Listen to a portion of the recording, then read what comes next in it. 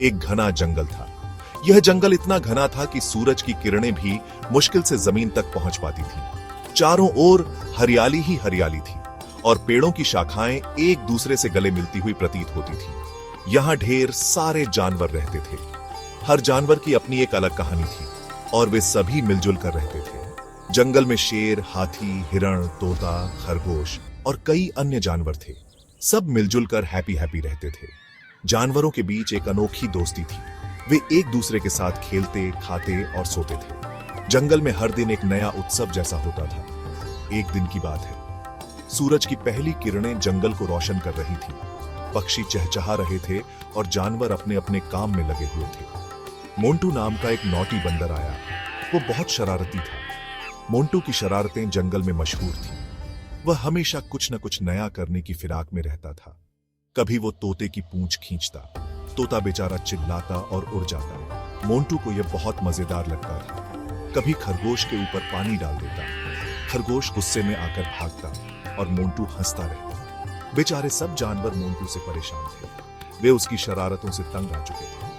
हर कोई मोंटू से बचने की कोशिश करता था। वे उससे दूर दूर भागते थे। जैसे ही मोंटू आता, जानवर इधर उधर भागने लगते। मोंटू को यह देखकर और भी मजा आता था, पर मोंटू कहां मानने वाला था। उसकी शरारतें दिन ब दिन बढ़ती जा रही थीं।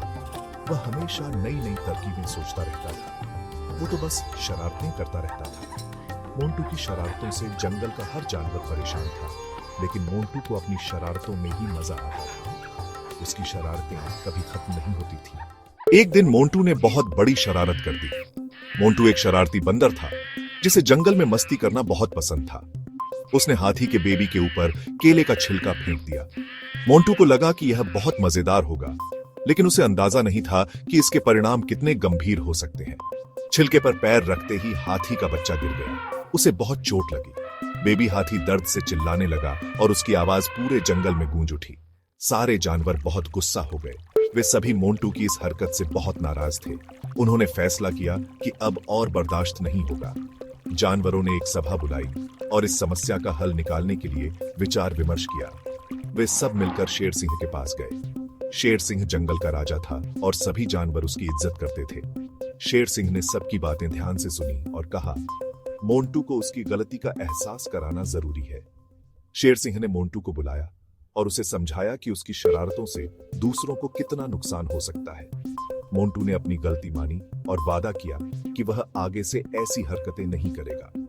सभी जानवरों ने मोंटू को माफ कर दिया और जंगल में फिर से शांति स्थापित हो गई। इस घटना से मोंटू ने एक महत्वपूर्ण सबक सीखा। शेर सिंह जंगल का किंग था।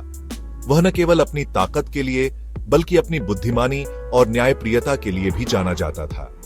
सारे जानवरों ने उसे अपनी परेशानी बताई। जंगल में मोंटू बंदर की शरारतों से सभी परेशान थे। मोंटू की हरकतें कभी कभी इतनी बढ़ जाती थीं कि जानवरों को चोट भी लग जाती थी। शेर सिंह ने मोंटू को बुलाया। मोंटू डरते डरते शेर सिंह के पास आया, क्योंकि उसे पता था कि उसने गलत किया है।